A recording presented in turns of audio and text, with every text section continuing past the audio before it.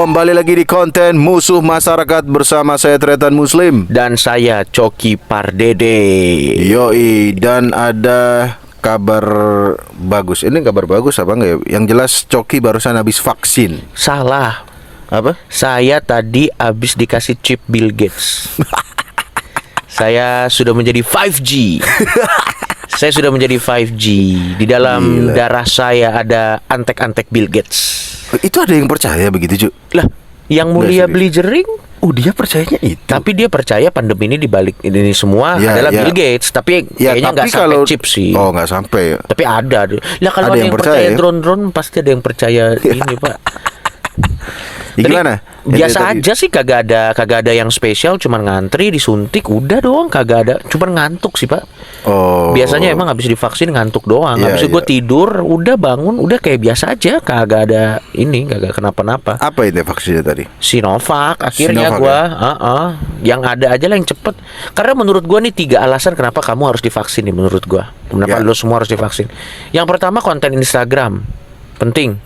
Karena kalau kita divaksin, kita tentu punya konten Instagram, punya postingan hari ini. Punya postingan, paling tidak hari ini. Tapi tergantung lu, kalau lu jago moto-motonya bisa untuk berapa hari ke depan. Terus yang kedua, sertifikatnya bisa lo pakai untuk cabut-cabut keluar kota. Jadi lo bisa lebih gampang memudahkan mobil. Jadi lo tidak introvert. Kan ada orang introvert by pandemi kan.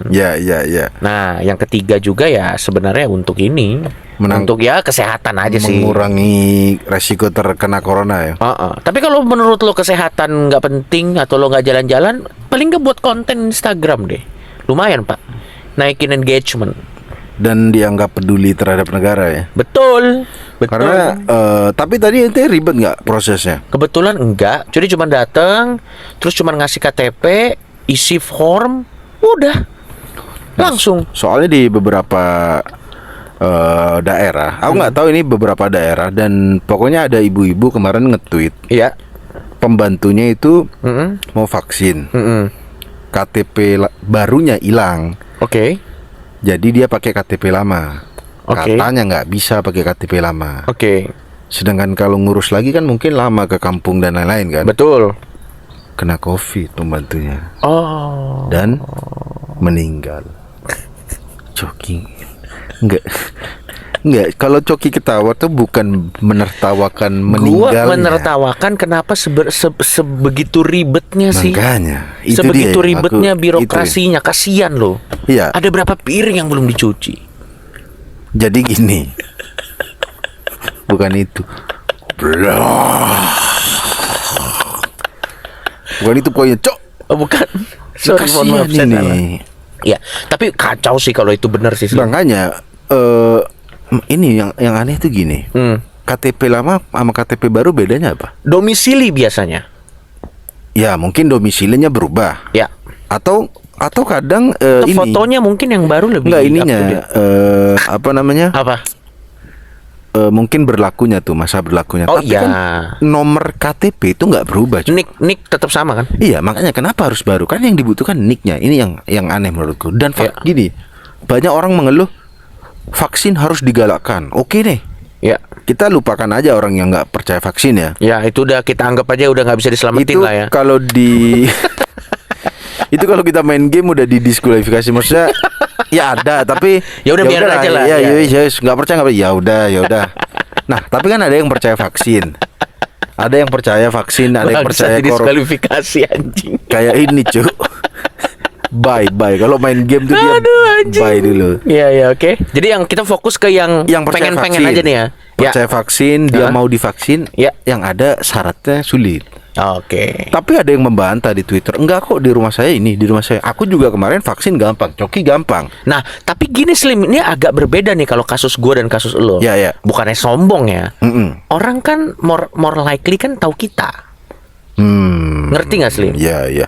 Jadi takutnya pada saat kita datang kita tidak pelayanan yang diberikan kepada kita belum tentu, bukannya tidak ya, belum tentu merepresentasikan birokrasi yang sebenarnya.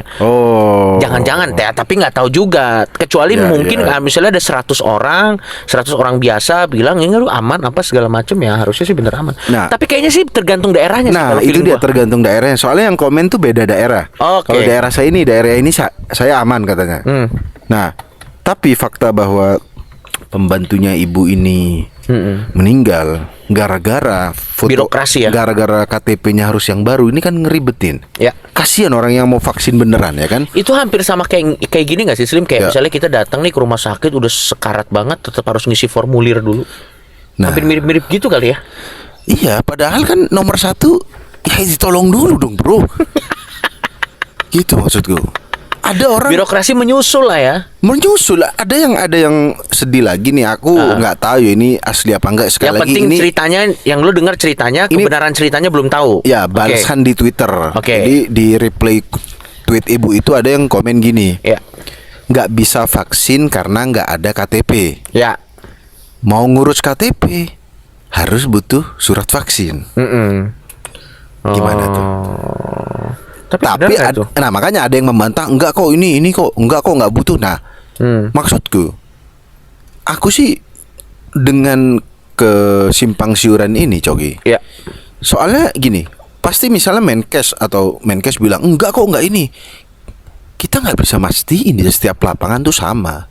Buktinya ada yang KTP-nya harus gini. Ada lagi orang mau vaksin nih. Ini cerita nih serius, dia ibunya umur 60 tahun, kakeknya umur 70 tahun. Bukan kakeknya, budenya 70. Pokoknya orang-orang tua. Udah sampai di lokasi, suruh bawa fotokopi KTP. Orang tua dong, mau cari kemana fotokopi KTP. Akhirnya nggak divaksin sampai sekarang katanya gara-gara nggak bawa fotokopi KTP.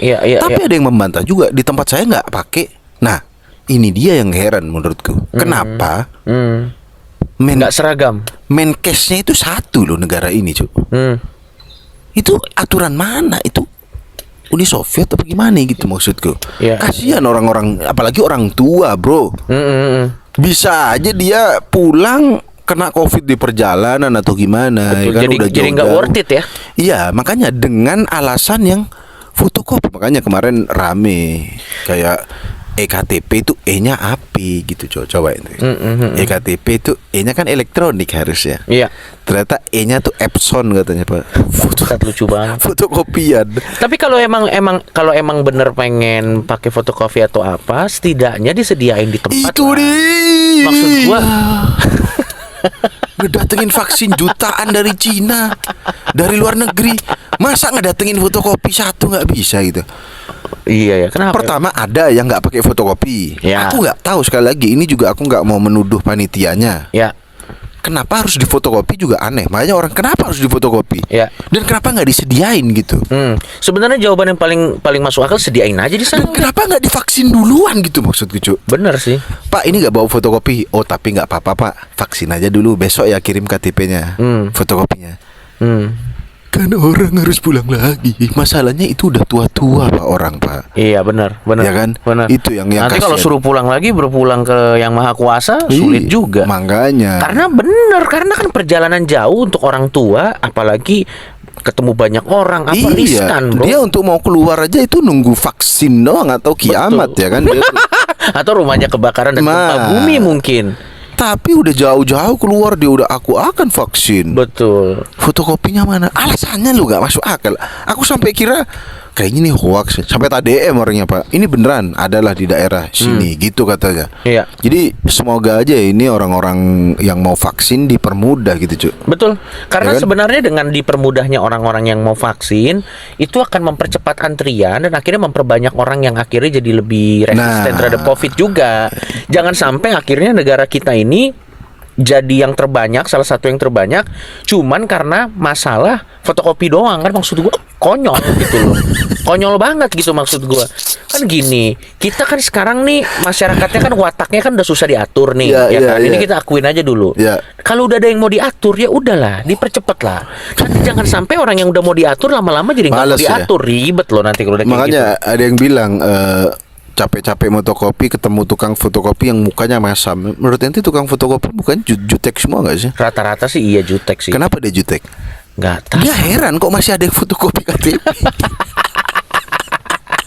Dia pikir padahal saya beli mesin ini biar saya bisa kerjanya slow.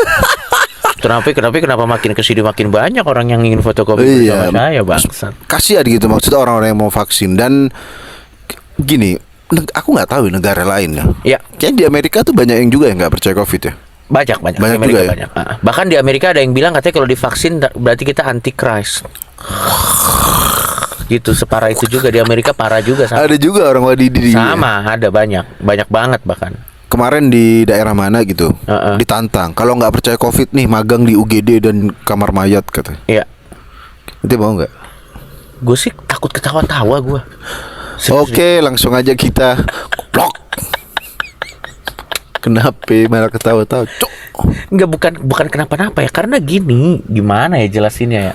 Lu biar kan gue dari kecil tuh udah sering dibawa ke UGD sama bokap gue. Oh, ente bapak ente dokter. Bokap gue dokter. Bokap gue udah sering bawa gue ke UGD. Iya. Jadi tuh sering ada orang yang ke UGD yang kecelakaan karena kesalahannya sendiri. Oh, ente mau ngakakin Gue orang-orang pengen itu. ngakakin orang-orang kayak gitu. Lo nggak usah dibantu gitu mah. Tapi yang menurut gue ya, yang paling kasihan nih sekarang Presiden Oksigen menipis. Itu dia yang Teman kita Regen, ayahnya ada di Bima. Mudah-mudahan sih waktu video ini di-upload semua sudah baik-baik saja ya. Benar. Kemarin ayahnya Regen tuh lagi kesulitan karena oksigennya menipis di Bima menipis. Di daerah. Aduh Pak, gue sih nggak kebayang Pak lo kena COVID di daerah sih Pak. Aduh gila. Itu kemarin aku cerita. Jangankan daerah ya, Surabaya aja yang termasuk kota besar kekurangan oksigen. Tapi yang lebih bangsat dari semua ini orang yang jualan oksigen palsu, tahu nggak ente? Tahu yang di sini itu kan itu kompresor ban itu kan. Ya Allah, itu maksudnya. Maksud gue. Mohon maaf, itu paru-paru bukan tubles. Kenapa ente isi? Anda kalau maksudnya ini orang paling bangsat, sebangsat-bangsatnya orang menurut gue.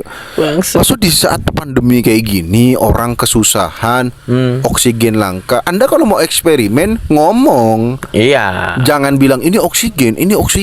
Betul. Orang melembung nanti, tahu gede badannya. Betul. Nanti. Saya setelah pakai oksigen ini sesak napas kembung Bang.